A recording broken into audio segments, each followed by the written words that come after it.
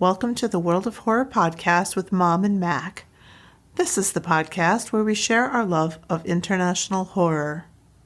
But sometimes we invite a guest on to discuss a film that means the world of horror to them. We're very excited to welcome back for his 5th appearance on the podcast, Martin Harries, the host of the Film versus Film podcast. So happy to see you again. Hi, yeah, it's a pleasure to be here as always. Martin, would you like to say a few words about your podcast for those unfortunate souls who have not heard it yet? Yeah, sure. So I'm the host of the Film versus Film podcast, where we have a look at cinema releases, and I pick a subject about that cinema release or via, streaming release. We do episodes related to those as well, and then I ask a guest to come on the show. You guys have been on many times, and we pick 2 films related to that subject, and we battle it out in terms of directing, screenplay, and acting, score it out of 10, and see who wins. And we do kind of legend episodes as well, based on actors, directors, you name it, on people who have had either really long careers, or they've passed away, or they've retired. So it's just an opportunity to just take a look at like some older films, which I kind of like doing as well. So looking at the older stuff. That's us. Yeah, that's great. And today you've actually brought us a newer film. You've brought Prano Bailey-Bond's first feature film, CENSOR, today. What made you choose this one? Well, I follow Empire magazine, and I don't know if you know that film magazine, a British film magazine, and when it came out, the editor at the time gave it reviewed the film and gave it like 5 stars, I think, or 4 or 5 stars, and it just really intrigued me. And when I watched it, I was just like, I don't think I've ever really seen anything like this in terms of technically how it's done, especially at the end. I was like, this is really cool. So yeah, that's mainly the reason. And it just kind of stuck with me for a long time, really. It's just a really quite remarkable first time feature for this director. Yeah, I guess she had made a short called Nasty, like 5 or 6 years before. So she had this in mind for a long time, but for a first film, I think it's really impressive. Yeah, it's awesome. And what sticks out to me the most is the cinematography and the lighting. I think what's kind of really impressive about the film is that they really play on the fact that it keeps its kind of cheap feel to it, which is kind of a good thing in my opinion. You know, there's a kind of a cool scene, like a dream sequence she has, where she's imagining herself as a kid in this film that she's just watched, Don't Go in the Church, I think it's called, and she's seeing herself as a child, and then you've got like the Beast Man kind of backlit, and it does look kind of cheap, but it plays into the whole aesthetic of the film, the whole tone of the film, and that's what I kind of like, the fact that the film is really using, its limitations to its full advantage in this movie. Yeah, definitely. Yeah, it really did sort of have that 80s feel somehow. Oh yeah. The first part of the film feels so dusty, but I say that in a good way. Like the whole like building that they work in, I feel like it smells like an old library. Oh yeah. Very 80s. Yeah, you feel like the sets need a good dusting, and yeah, I feel like if you just blow on the work surfaces, like loads of dust would just fall away or whatever. Especially that like their archive. I felt like something that that almost takes me out of a movie is when a set not only feels so much like a set, but like you're in a house, and I know, right, they got to cut corners somewhere, but it's like somebody just moved into this house. Nobody's ever actually lived here, but that archive looked so old and dusty and dingy in the best way possible. absolutely. Yeah, I love that. Like the proprietor, I don't know what you call it, the lady who's in the archives. Yeah, she's so put out when Enid comes in. She's like, "Excuse me." Yeah. She's I perfect. used to work as like a kind of like an archivist, but for seeds in the lab.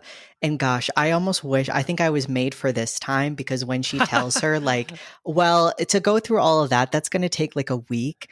Oh my God, what I wouldn't have give to have told some of the researchers asking for things that they'd be like, hey, by today, can you get me like these 5 seed packs? And I'd be like, I guess so. Like I can technically, but do I want to? No.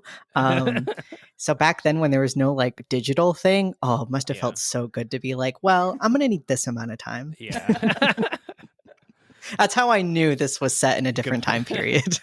Yeah. You can feel her frustration. Yeah. Did you guys feel like you could catch any influences or anything that she was kind of like referring to in terms of the video nasties? Like, I've never seen Driller Killer, but I'm assuming that's the first scene in the very beginning of the film.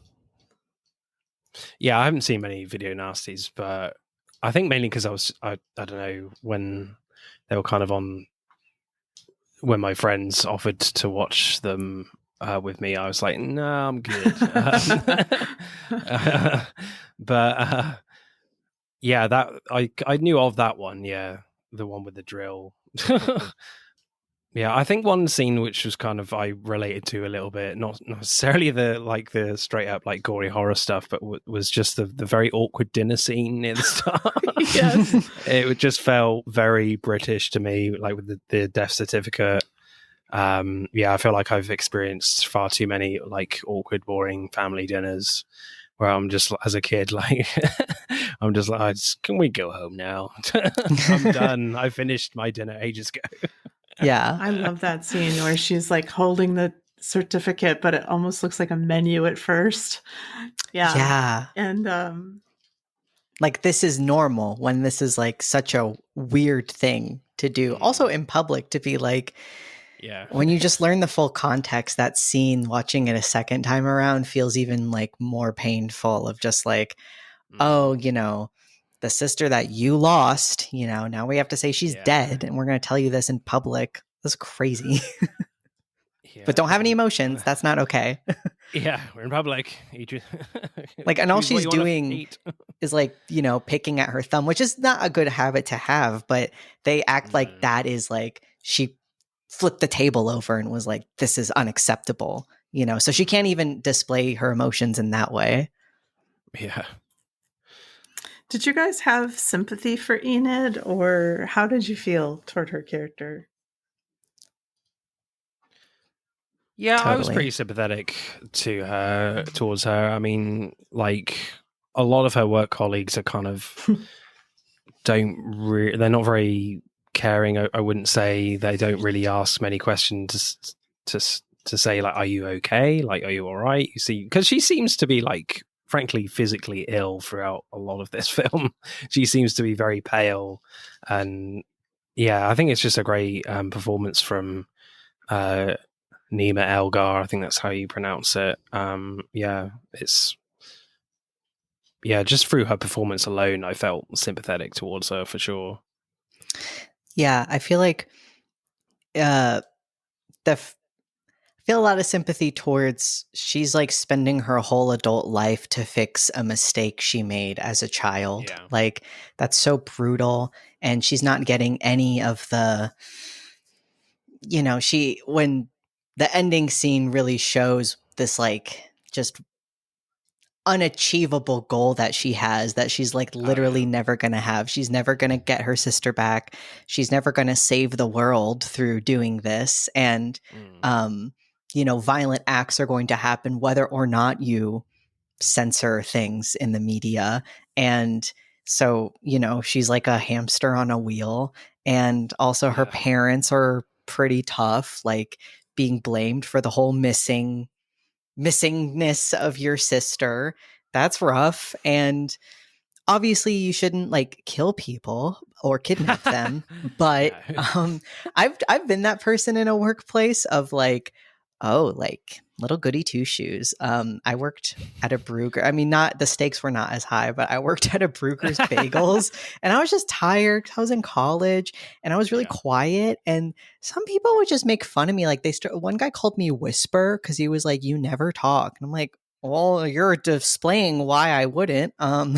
Thanks. And yeah, it's like a crime to be good at your job, I guess. Like at my last job too, I had one coworker who was just like, "Well, you would get praised for this," and I was like, "Yeah, because I do a good job. Like, what do you want me to do?"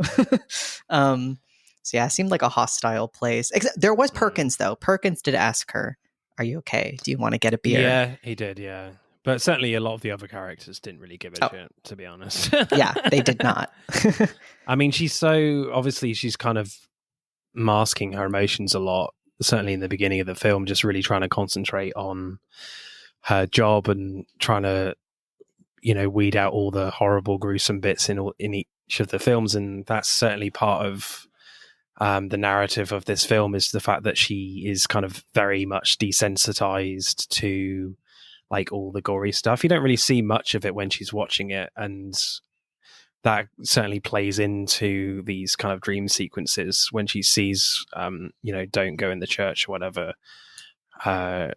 That kind of sparks a memory. And it's interesting that they don't make it particularly clear, like, what exactly happened to her sister. That's certainly a big point of the film and a big point of how, like, she goes a bit grey at the end. But yeah, it's just interesting that they very much withhold that information. Is that we never really see a clear picture of a clear like flashback of what exactly happened to her sister. Did she even kill her sister? We don't know. Yeah. That's possible. And it's not like the film doesn't have flashbacks, because it does. I think it's very like fleeting shots as well, like of her sister as a child, and I think there's literally one in that kind of credit scene when the film kind of contextualizes the film into the 80s. There's like a little flash of her sister, I think. Oh well, I thought I saw one anyway. I was like, was that her sister? It could have been, but yeah.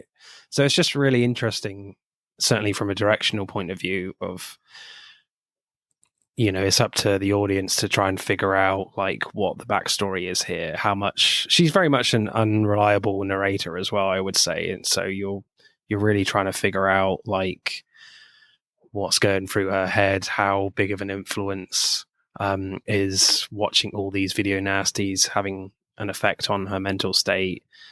Yeah.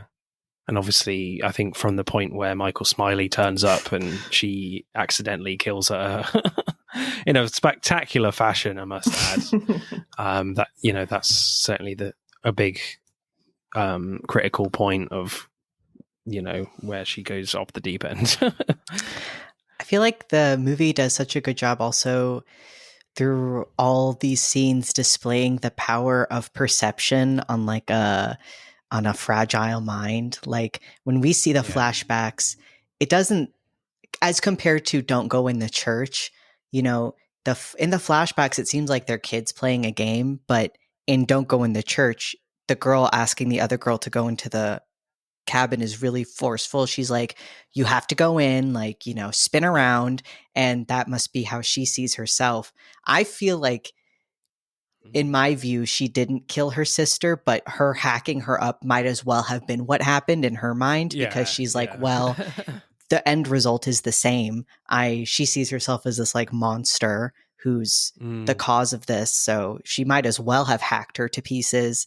And then, her paranoia as she like sees what I don't think it was real, but she sees what she thinks is her in the newspaper getting the video, because she probably felt like all eyes were on her at the store. I've just totally been there before with anxiety, where you just feel like everybody cares, everybody's thinking about me right now, and they all can read my mind and what a freak I am. And it's like, nope, nobody's doing that.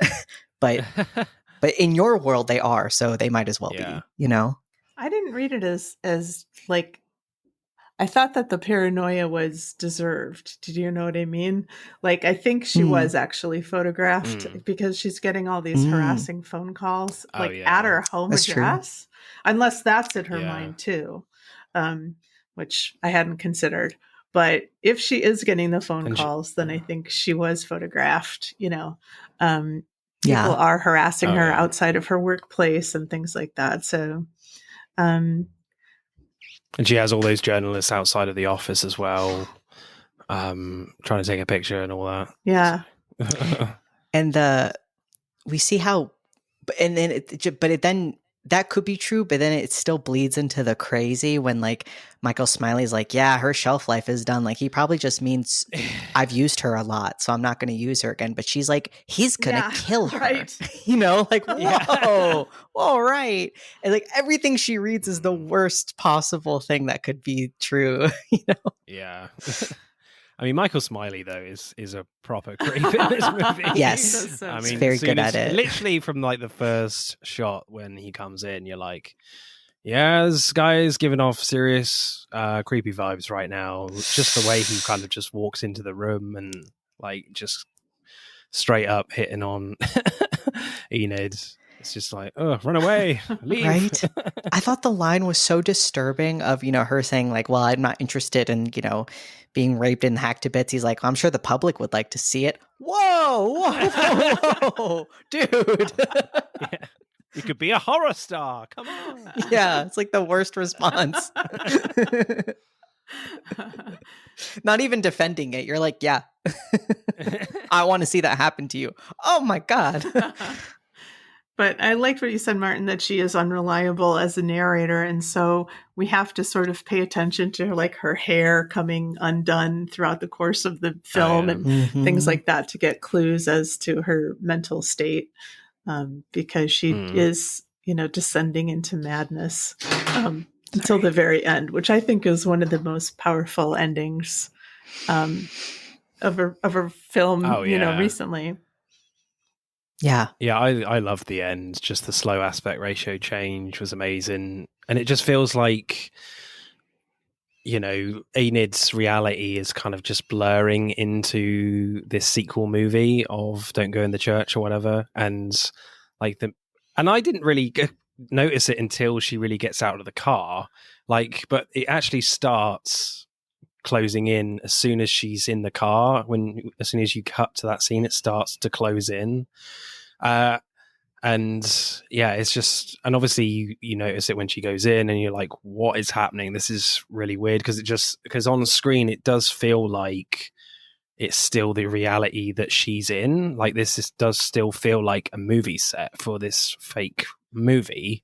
And yet she, with her acting, with her performance, she still is totally desperate to try and find her sister, and she is sort of kind of playing into this role of, okay, they're assuming that I'm possibly her sister, her actual sister, or a different actress. It's kind of very vague with that, and she's like, okay, I'll pretend to be an actress in this film, and you kind of buy that a little bit, but and then by the time yeah, that's it. Then she kind of meets the director outside, and then it is in the 4:3 aspect ratio, the box aspect ratio, and even then, it just feels like, because the director is so weird and creepy, and you're not really sure what the fuck's going on, and you're like, is he just trying to be really strange, or is this just him trying to be the director? And then you kind of soon realize when he has these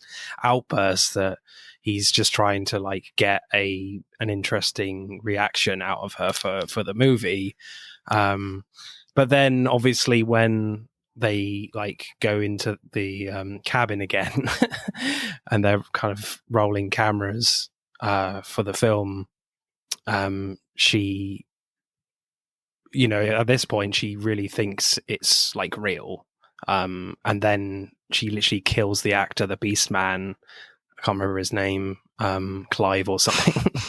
And what I found interesting is that when the actor kind of crashes into the TV, because for me, a theory that I've got is that the TV could be a demon TV or something. There's like a demon inside the TV, because there's a few transitions where we go from her apartment into like the snowstorm TV, where she is watching the VHS tape. So when the actor kind of crashes into the TV that's in the cabin in this film set, this kind of the demon kind of appears in the wound of the actor, and then she kills it, and then the aspect ratio snaps back to widescreen. So I was just like, oh, she's kind of the demon of grief, I guess, because it's kind of all about grief, isn't it? So the demon of grief has kind of been killed, well, in her mind, but then it kind of goes, then she goes completely off the rails, and it feels like something else has completely taken her, when you have this very like literally like a rainbow setting with her and her sister. Well, she has like a controller as well before that, when she's chasing the actual actress that's in the actual movie, you know, the film within the film, before that happens. So you're like, how the hell did she get that? So again, it's blurring a lot of these lines of like what is real and what's not, and I love the fact that you have these kind of flashes of horror in their faces in that kind of rainbow aesthetic towards the end. And for me, it feels like Enid is trying to kind of break through, kind of trying to snap out of her reality in that moment. But then you have the weird thing where the film kind of ends with the actual VHS tape with censor on it. So again, you're just like, has the whole thing been fake to begin with? But I think that's just kind of a cool aesthetic thing to just end the movie, really. Yeah. I like the way she smiles at the camera, you know. Me too. At the end. Really like, knowing, like, everything's this is all fine. a movie, folks. Oh, yeah. So good. I love the reaction from the director, North. First, when he's getting pissed off at her, like, because how annoying would that be? You're trying to get this actress, in his mind, to do her job, and she's like, no, I don't have any. Well, I actually don't have any hormone. He's like, okay, then leave then. Get someone else. Come on. Yeah. And then when she kills the Beast Man, how just like he's like in total shock, just like, oh yeah, well, you would be, why? wouldn't you? You're like, why have you killed my friend? Yeah, it's just a film. What are you doing? he can't even like believe what he's seeing. Why did they have a real? What is the British version of OSHA, and does it not exist in this time period? The like workplace injury. Safety. I don't feel like you should be practicing with a real axe. Yeah, definitely should be a rubber one for sure. Yeah, it would have been funny if she went for it. She was like, "Oh, fuck, it's not gonna work." I get, because sometimes you use more of a real thing when it's like close-ups and stuff, don't you? So maybe they were doing like a close-up shot at the time, and then she was just like, "Fuck it, I'm gonna kill this dude." In the context of like, but I don't think it was a close-up because in that moment you still think it's a movie, the shots from the film. Mm-hmm. I wonder, because since in the plot of the Don't Go in the Church 2, she's hugging the Beast Man, and in her vision before, it's like Nina's in the cabin and the Beast Man's behind her. But you know, he in Don't Go in the Cabin, Don't Go in the Church 2, the Beast Man hugs her and he's like, "My love, you know, you're back, now kill her." And so is the Beast Man in her mind like her evilness? So that way she kills him. I'm good now. And now I've killed my guilt. Now I can save my sister. And then in reality, you know, you've committed a heinous crime against innocent man. What do you guys think about the evil TV theory that I have? Oh, I love it. Does that work? I think it works. You know, there's something going on. What's the VHS called? VCR? I can't remember now. No, the tape that she puts. Oh, I don't know. I don't remember. She puts in the TV. Maybe it's that as well. A combination of the two. But I was thinking when you said controller, like this does seem to be a lot about control. and she has, Yeah. because of her job, and she's taken on this like moral responsibility upon herself to like protect people from this, evil. And then throughout the movie, she loses control, and she's not going to be able to truly save anybody, like you said earlier, Mac. Even though that's her mission, she must. The guy didn't even see the movie, and he still Right, ate his wife's face. Yeah, I love that part. Yeah, so it really doesn't even really matter, which is kind of, I think is true. I don't think that, in reality, films have any influence. But I think they have some. Well, that's what they thought at the time in the 80s in this country. They really thought like, these video nasties in the Thatcher era, Thatcher and a campaigner called Mary Whitehouse, I think, was really, really thought that, these videos were really affecting young people and the cause of crime at the time, which of course is nonsense, but they were really just trying to feel like they were trying to, protect young people, with the censorship people, for the films. But yeah, that aspect of the film is very much true. Yeah. It felt like that was such a huge inspiration. I mean, obviously, we are from America, so I can't think of, and I was never, as like a little kid, get some tapes from Blockbuster, but was never in the position to be getting illicit, like under the table tapes from your local. I love that guy was like, I don't even want to be doing this anymore. It's too much stress. Because she looked like a cop. I wouldn't have given it to her either. But that fact too, that like, well, people are still getting them. Like, you're not even preventing anyone from getting them. I feel like it's so true now with the internet too. Like, okay, good luck censoring. I know some countries are able to do that, more intensely. But like, if you banned a movie, in America, okay, I can find it on a torrent website in like 2 minutes. Mac, do you remember when you asked me?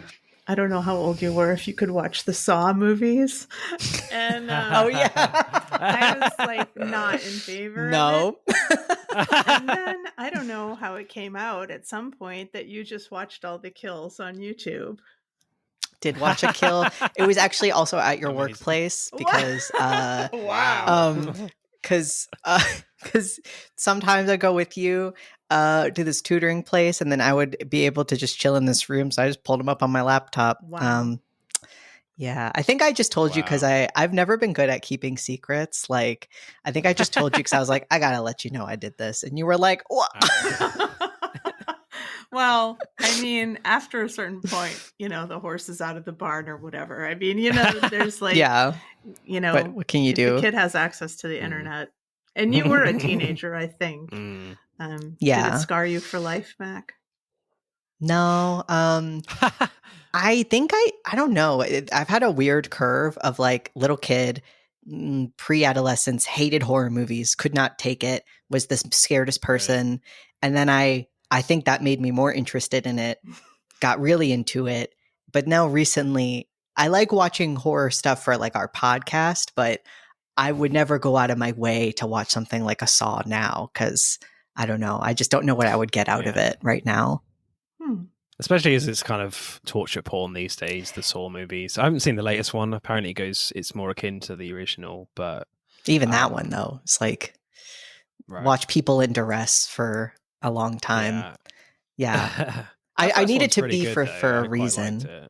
Yeah, I think even I like the first one. So I think the first one's really good. Yeah. Yeah, such a great twist for that film. Game over. Yeah. The door. Literally the body in the middle of the floor was alive the whole time. Yeah, everything you know is alive. Spoilers. It's really old. Really old. That's a James Wan film, right? I think so. Absolutely. Like maybe his Now first. That movie was green. Like that was the era of green horror movies. Yes. That's right. When everything was tinted green or blue. Oh yeah. Yeah. What? I wish I could refilter green. it. I'm like, God, make it less green, Yeah. please. Yeah, just refilter the whole like early 2000s. Yeah, well, The Matrix is pretty much green. Yes, to be that's fair. That true. movie can be green. 99. I'll allow it. Yeah, it makes sense. Yeah. Yeah, be that fair. one is the only one maybe that makes sense. But like The Ring is really, really green. Oh, that's really green. I wanted to know y'all's opinion on like, I mean, I feel like the whole movie brings into question this idea, which I feel like is still a hot button topic with like video games too, of like what influence, if any, does extreme violence or like extreme sexual violence or something have? Can it have an effect on people if watched? I mean, I think it all depends on your upbringing and how strong your family bonds are, in my opinion. Because I mean, I feel like I've had a pretty strong upbringing, a pretty decent family upbringing, and because I mean, my dad. I mean, this story probably. I say it on pretty much every guest podcast. I feel like, but when my birthday party, I watched Alien. Brought a load of friends around when we were like 11, 12, and one friend stayed and all the others went to watch Emperor's New Groove instead. Yeah, and it really scared the shit out of me, that film, and others like it at that time, like Halloween. Halloween scared the absolute crap out of me, and I think it was even with the fact that I watched it on VHS as well, kind of added to the scariness of that film in particular, because it was really grainy. And, I like violent stuff and horror, hard horror movies, because I kind of know it's not real. Obviously, I can say that now as a grown adult, but like, I'm not really a fan of violent sports like boxing and MMA and stuff, because I know people are getting hurt in movies and video games. I know for the most part, people are not getting hurt. And it's a lot more gruesome when you watch these films compared to the boxing and stuff like that. So I don't think in my opinion, I just don't think it should have a strong effect on people, because you're watching a movie. It's not real. Yeah. Unless, I guess the argument could be made is the fact that if you're watching a film that's based on true events, then maybe that's a different thing. I don't know. But again, even just the process of just watching a film based on a true violent event is still a reenactment. What you're seeing actually never happened, because it's still a movie. They're just portraying what they think has happened through, a series of accounts and witnesses and all that stuff. So, yeah, that's how I feel about it. I tend to think it doesn't have any effect. But I mean, I guess it probably depends if you cannot tell the difference between reality and fantasy. And maybe that's because you're a very young child and you're seeing things that are, inappropriately mature. Or if there's just something awry in your brain and you can't tell. But I mean, generally, I don't think so. What do you think, Mac? I feel like what you said, and Mom, I think if it is something that is presented as this is not real, like a video game, or, I feel like video games that almost can't even, like, I understand the idea of like why maybe somebody would come to that conclusion. Oh, you're killing someone in a game. But I'm like, I know I'm playing a game though. I think the issue can come with like reality stuff that's presented as reality. Cause when I feel like I've had moments in adult life now where I've realized like this was a thing I thought was a thing because of TV and movies, because it was presented to me as like a normal human experience, but this is not, somebody just made this up. And I think like, I think like hardcore like pornography and stuff can have an effect on the psyche of like people, because they are thinking while they're at like an impressionable age, like this is how this act is done. Okay. And that's my baseline understanding. And then reality TV, like as a teenager, I was kind of into Keeping Up with the Kardashians, and I could feel myself wishing that I had like a more rich lifestyle. Whereas before I never had these thoughts. Because it's being presented as like, well, this is their life and it's better than yours and whatnot. But if I watched like, any movie where somebody's rich, I'm not thinking, I wish that was me, because I just know that's not it. Yeah. So I think reality presented, or fiction presented as reality, not okay. But fiction presented as fiction, even nonfiction presented in a fiction form, like you said, it's like, even if it says based on a true story, if you're seeing like Brad Pitt in it, I'm like, well, it didn't happen to Brad Pitt. So yeah. That's not the real person, Yeah. Because obviously it's becoming more of a commonplace where, filmmakers are using real people, non-actors as well in movies, to, maybe perform difficult scenes, reenacting scenes and things like that. That's becoming more of a commonplace as well. So that could have an effect on people. I don't know. Yeah. Martin, in your lifetime, has the rating system changed in terms of movies and TV? It has, yeah. It's really interesting, actually. Certainly when I was growing up, it wasn't particularly hard to get into like an 18 or a 15 film. It was kind of easy. We could buy tickets, we're walking in, bye. We got our seats now.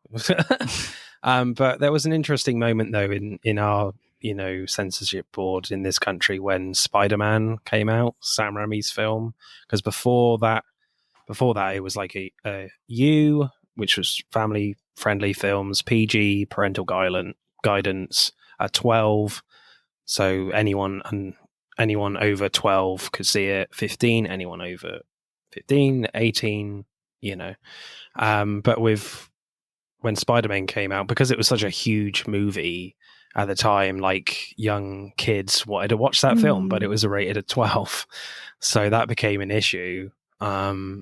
So they created a new one called a 12A certificate, so you could go watch Spider-Man under the age of 12, but you had to be like with an adult, with a parent or guardian. So similar to PG, but just kind of a little step up to PG. I don't think there's even like a 12 certificate rating anymore. It's just 12A. Yeah, that's interesting. Because you guys don't have like a 15 rating, do you? It's either like PG-13 or 18. Yeah. 17 is R. Yeah, 17.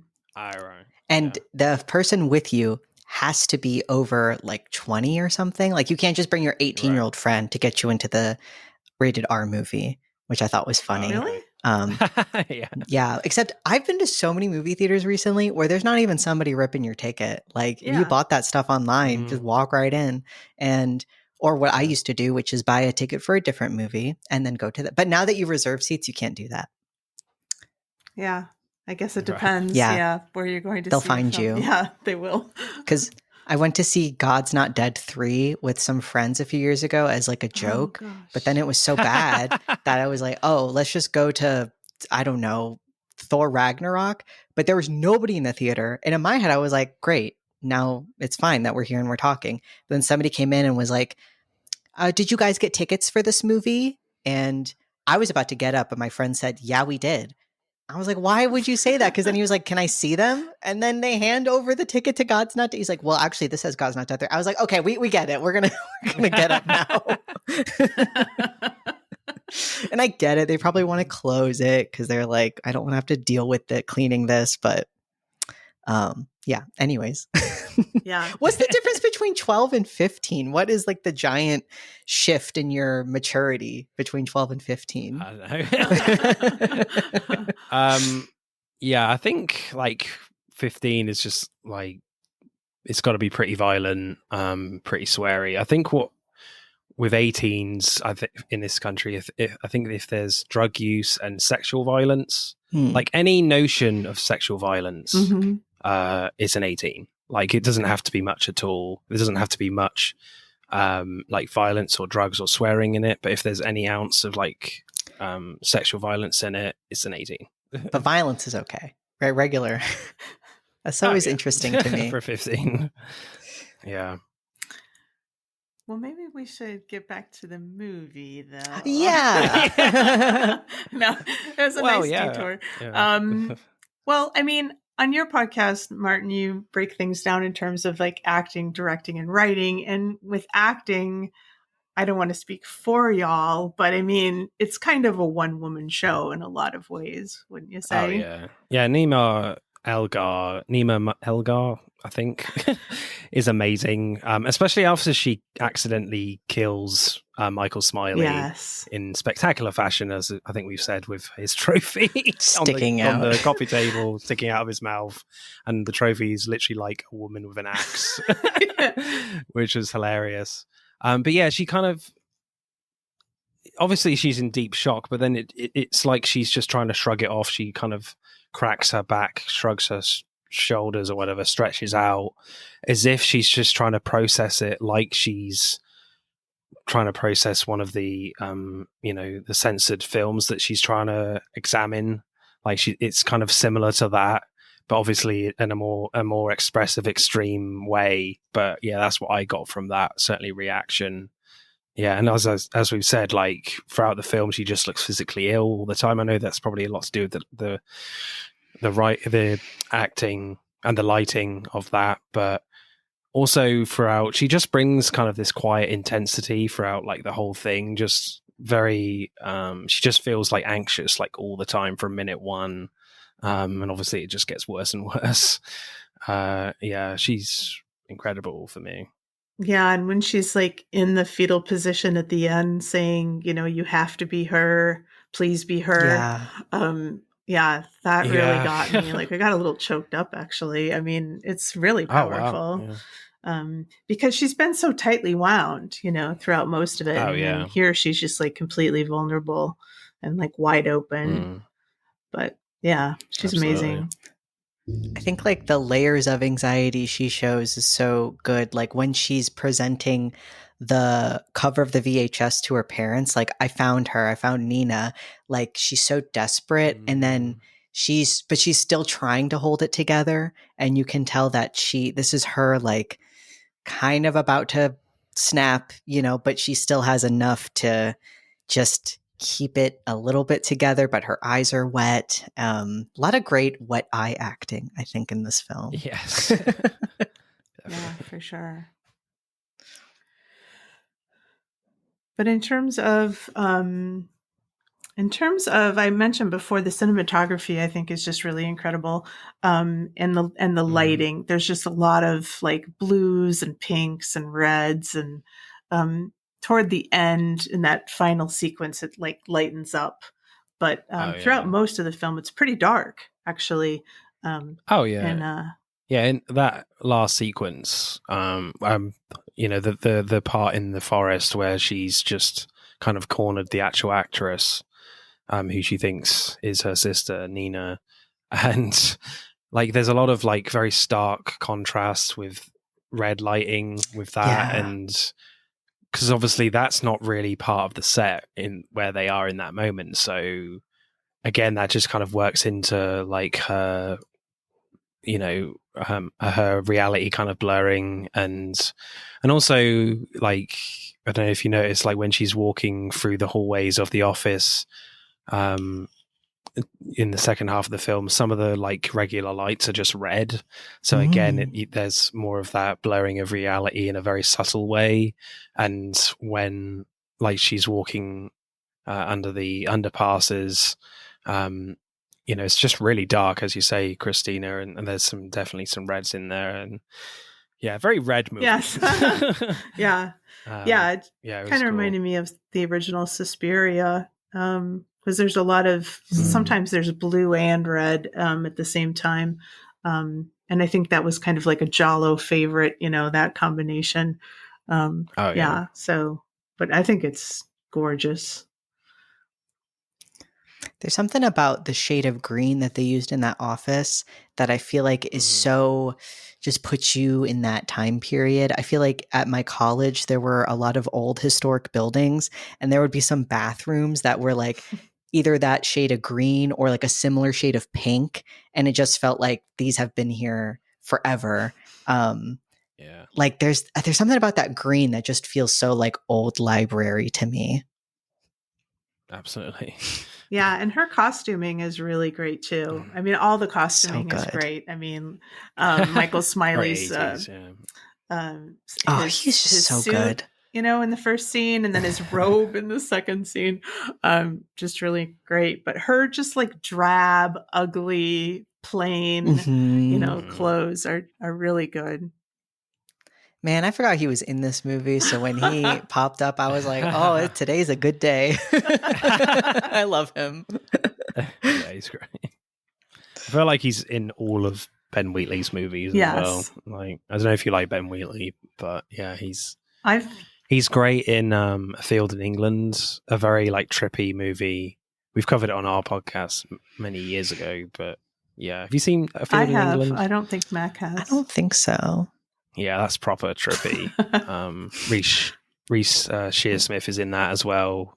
There's a scene when he comes out of a tent where you're like, oh my God, I don't want to see that again. Yeah, he's... Yeah, that's a good one. Oh, I did see this movie. Oh, you did? Yeah. Yes, because it took me a while to get through it. I think I was trying to watch every movie on Shudder. I had a weird that didn't work out. And this was I was going through alphabetical order, and I got to this one, and I was like, I might have to end this early. It Still on the A's. me a while. Oh man! I think if I watched it with somebody else, it would be good. But just I kept turning it on my laptop, and I was like, not today. Yeah, I wish this Ben Wheatley well, we love the cult one. What's the name of it? Yes, Kill List. Kill List. Oh, we love that one. So, and he's so good. That's proper scary as well. There's a really good jump scare in Censor actually that really got me. Granted, I think I was looking at my phone, then I looked up at my laptop, and then her mum popped up, so that might be a reason as well. But I think certainly the first time I watched it, it really got me when her mum. It's all your fault. Yeah. And again, that's a point I think when the snowstorm TV is involved, and yes. Don't trust that TV in this movie. No, I think, I'm becoming convinced of your theory, Martin. That is a demon TV. Absolutely. Yeah. Speaking of TV, I felt like I was just I feel like they're very small in those days. I love that they like put a real tape in the movie and put that in the, like, I'm sure there were some post effects, but it just like, I know they got to do their best when filming stuff, but I get so taken out whenever there's something on a display in a movie. It just never looks real, and it looks stupid, and it's always like the flattest TV ever. But this one, it just really hit me when she was watching the movie where she first notices Alice Lee, and like, you got the concave TV, and it's like she's really watching the TV. I just thought it looked really good. Yeah, you can definitely tell sometimes when things are composited on films on a TV or even phones, like, Yeah. I hate it sometimes. There's a few films out there when like characters are struggling with like no internet, they can't call people, they're stuck in a house, and yet they've got full Wi-Fi. Not a compositing thing, but yeah, it's just like, I think that's a moment where you're like, well, either just sort the phone out or composite it properly. Yeah. That's a good point. So did you guys have any lines that you particularly liked in this film? I think the only one that I wrote down that was very much just a running thing throughout the film was which the evil TV says at the end when the TV goes from the TV to the open axe wound. I think like the evil is contagious. That line is repeated a few times, which definitely kind of is designed to just kind of mess with you. Like, is there an actual evil entity in this movie, or is this just part of, Enid's, reality going very blurry, etc. Yeah. That's a good one. guess it's not particularly a line, but the scene, I guess bunches of lines that I really liked was when she's talking to Perkins. And first off, I just love that scene because we already had the scene where another coworker is like, wow, this stuff really doesn't affect you, to establish that like she doesn't outwardly show that. But then with this movie, which isn't really that intense, she's like, throwing up, and Perkins is being like, I mean, it really got to me too. Like, hey, are you okay? Like, clearly, like, there's something wrong with her. And then when she just asks, like, what do you think about the amnesiac killer? Like, and then he's just offering, like, I mean, like, I just feel it's just total coworker. Like, what is this lady getting at? Okay, well, maybe it's this, but just that she's thinking about that so much, and clearly is projecting that onto herself now of like, I must be that too. Whatever he's got, I got that. I just felt like all of that was very, very well done, and just is the first really huge crack in her everything. Mm-hmm. Yeah.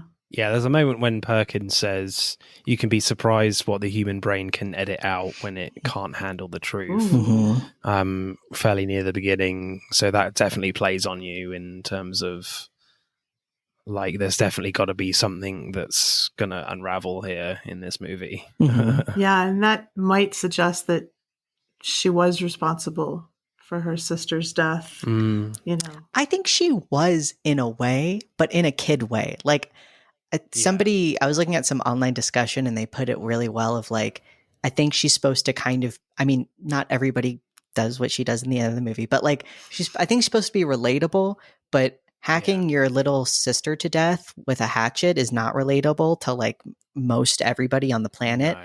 But I think it is relatable that a kid would be, maybe do something on accident or get freaked out and run away, and in her mind be like, I did, even if it was only an accident and innocent, to her, it's like, I killed her, and she's taking all that.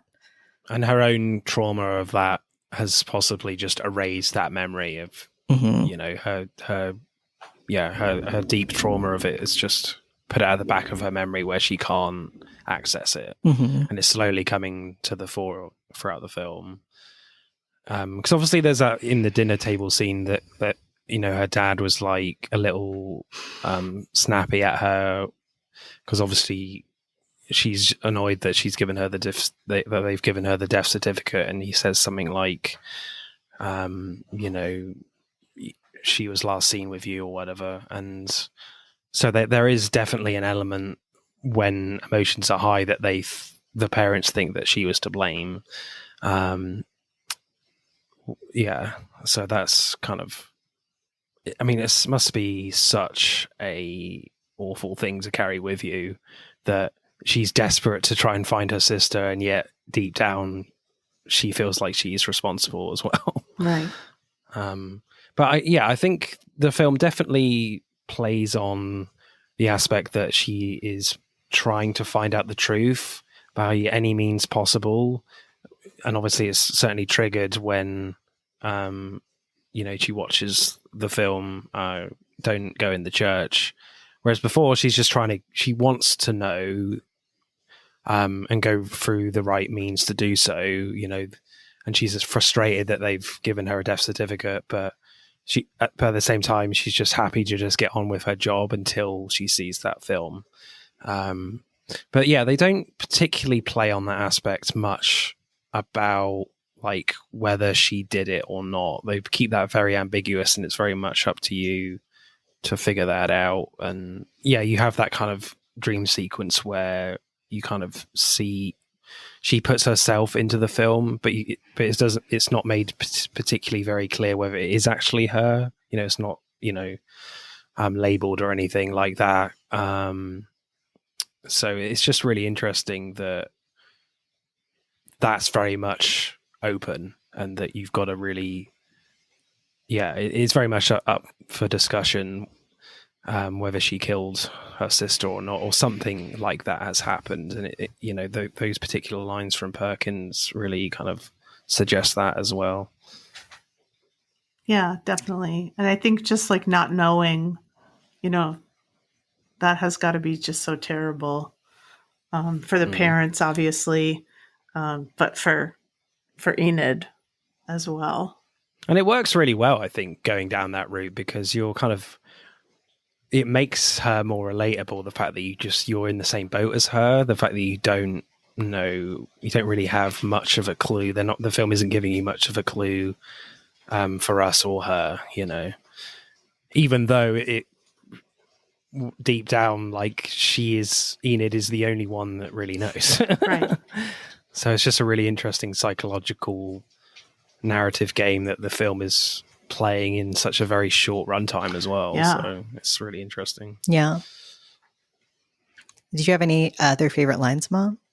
Or did you mention I just like yours the was? part that Martin had mentioned before, where she straightens herself up after, Michael Smiley has met his end, and she says, thank you for the whiskey. Yeah. I'm not in this reality right now. Yeah. I'm just leaving your house. Yeah. I just love that. Yeah. Her performance is really stellar. I don't know this actor. I would really like to see more of her. But yeah, I found this whole thing really, really impressive, and a great choice, Martin. Yeah. Does it feel like an English film to you?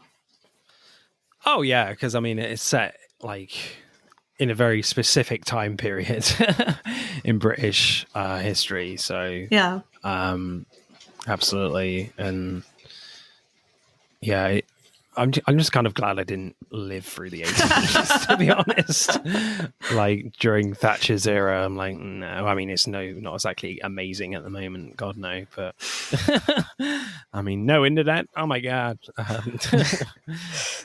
The film definitely presents London. They don't really show much of London at all, but what they do show, it definitely looks very drab and dark and horrible. Like when she is kind of walking about like it's just through underpasses, where you have like dual carriageways above them. So, and it's interesting they don't, have a lot of like city atmospheric sounds in here. The score is like very drony and kind of what you would expect, I think, in this type of film. But it's so I wouldn't say it's like amazingly creative in terms of the score and music, but it's still very effective, and it definitely has this very synthy drone of what you would expect from an 80s film coming out in that era. So yeah, that was definitely very affecting. And I always kind of like to talk about pacing and in films, especially when it is pretty short, because this is a very new film, and I always love to appreciate the fact that this film is quite slow, I would say. I love a film where nothing happens for a long time, so it's just great. Like I love it when like films just spend time building atmosphere, building character, whereas a lot of films these days in 90 minutes and 2 hours where things have just got to happen so quickly. So it's just great that the director had confidence and to just, make this film at a deliberate pace, and it really works for me. And I think if it was any quicker, like, you would really miss a lot of the character stuff from Enid. So I really enjoy that. You can really see just all the emotions that's going through this character in just the smallest things, like, as you said, Mac, the fidget thing with her thumb and fingers. You can just kind of focus on every kind of eye movement and things like that. And I always kind of really enjoy that type of thing where a lot of attention is put on what the actors are actually doing in the scene, in the space, in the shot, in a movie, rather than just focusing on the line and then we just move to the next shot kind of thing. So I always like that when I'm watching a movie. I always like to see that when I watch a film. Yeah. Mac, I know it's not your favorite, but how did you feel? How was the pacing for you? Oh, I do have issues with attention. So right. I think for me, watching it a second time, I enjoyed it a lot more because I knew I could more think about what the story was and what it was trying to tell me. Whereas like the first time around, I was just kind of like, what is going on? What is happening? I think though it's very visually beautiful, which if you're going to have like a slow paced movie that is it's like, got to look good. and it does. Like you can just look at her outfit, as you said, Mom, like all the details of her outfit, all the details of the set, all of it. And I really enjoyed that. So yeah, I think knowing what to look for then and what to analyze made it a much more enjoyable experience where I could really be like, oh, I see. Like this is what they're going for. Yeah. And then it makes because again, I have worked in like a similar job where you are no windows, you're in a basement, and when you leave, it's dark. And I feel like they conveyed how stagnant and just not good for a human that is with her. It's weird to see her in the sunshine. And so when you see it at the end, it is like, oh yeah, this is like not your world at all. And that was really effective. Aww. Yeah, there's hardly any scenes where it's outside in the daylight. With plants. Yeah, with nature in general. Yeah, and even when she's in her apartment, she's got the blinds covered, no window. Yeah. I mean, her apartment looks really just very drab and TV boring. on the ground. Yeah.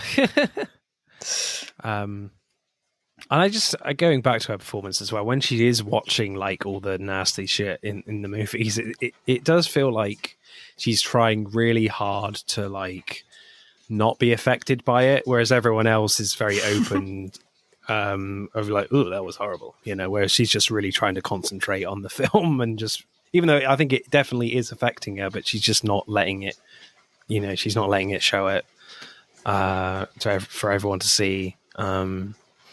But you can definitely see that she's doing that, when you watch her, I think. Which is amazing, because I read online that the actress was not watching anything. She just had like in those scenes when she's acting, she's not watching anything on the screen. Really? So they're just capturing a performance. But like you said, it looks like a person watching something horrible, trying to not show that they're watching something horrible. Which, have you ever been in that position? Because I went to see a movie with some coworkers once, The Fault in Our Stars, and a coworker said to me, "Don't cry." I don't know why she said that, but she said, "Don't cry." Right. But I'm a crier, and I was just sitting there, and the tears were just like falling down my face. I think that movie's dumb, but it still made me cry. And she just looked over and was like, "I told you not to cry." I can't help it. She was a nice person. She was just kidding. Just to clarify. Yeah. I mean, imagine being the director, though, if she's not actually watching anything. So she must be like, so imagine someone drilling someone's head open. Yes. Imagine someone getting their leg sawn off, going back to Saw, Think about it. Yeah. Amazing. That must be a fun job, being the director in those moments. Trying to traumatize your actors. Yeah. Good stuff. Well, any final words on Censor? Yeah, so I think for me, like, this is such an impressive like debut film, and it's just not like anything I've ever really seen, especially that last scene in particular, those last few scenes technically with the aspect ratio changes. That's very unique, and I think that it should be very much appreciated that they're trying something very new and different, and I think it works really well. Yes, it's kind of very ambiguous and very artsy, you could argue, but like she's just trying something, and I appreciate that, and I think it works. Yeah, so that's what you get out of this film. Ultimately, is that those last few scenes are really daring and impressive. Yeah, I agree. I think it's a fully successful film. On our podcast, we rate films. Mac, I don't have a metric handy. I guess maybe White Dress. What about hatchets? Well, hatchets. Demon TV. Demon TV. Yeah, I was just about to say That's demon gotta TVs. So out of 5, what would you guys give Censor? I would go 4 out of 5. I think I was maybe thinking like 3.5. TV chopped in half, but I think just because of the end and that technical aspect is just very unique. So I'm like, four Demon TVs for me. I think upon first viewing, I would have said 3.5, but second viewing plus our conversation, I'll give it 4 Demon TVs. Wow. That's a good thing for me. I feel like I enjoy a movie that gets better. The more yeah, definitely. Yeah. If the second time you're like, this was actually kind of garbage. Like that's not. Great. Yeah, definitely. Yeah, that's a good sign for a film. Obviously, when you can see more things in it, when you pick up on more things, that's always obviously a cool thing to experience from a film. I'm going to give it 4.25. Oh wow! Demon TVs. Yeah, I think specific. I liked it a little better than you guys did, but Demon plus the antennas. Yeah. Like, how much of a TV is the 2.5? Like some of the legs, the bottom half, whatever part was coming through that guy's wound. Yeah. Plus that. My gosh. That is so wacky and scary and weird. Yeah, the actual demon's real appearance. Yeah. True form. Well, thanks so much for joining us today to discuss Censor. Martin, would you like to remind our WOHOs about your podcast? Absolutely. Again, it's an absolute pleasure to talk horror movies on your podcast with you guys. I look forward to you guys coming on again. I think you're on for Christmas horror films. Yes. Should be a lot of fun. I have no idea what I'm picking. But yeah, our podcast is about where we look at cinema releases or streaming releases, and we pick a subject from that film, that release, and we pick a subject about, from that release, and we talk about directing, screenplay, and acting, score it out of 10 in all those subjects, and add all the scores up and see who wins. We do Legends episodes as well, where we look at actors, directors, screenwriters who have either sadly passed away or had like really long careers or have retired. So they're mainly focused on like older films usually. So yeah, it's a lot of fun. Yeah, you guys have been on many, many times, practically part of the furniture podcast. So yeah, because you guys were my first American guests. Oh wow, what an honor. That is so cool. Yeah, so go check us out. There are many episodes featuring these guys. Thanks, Martin. Yeah, thank you.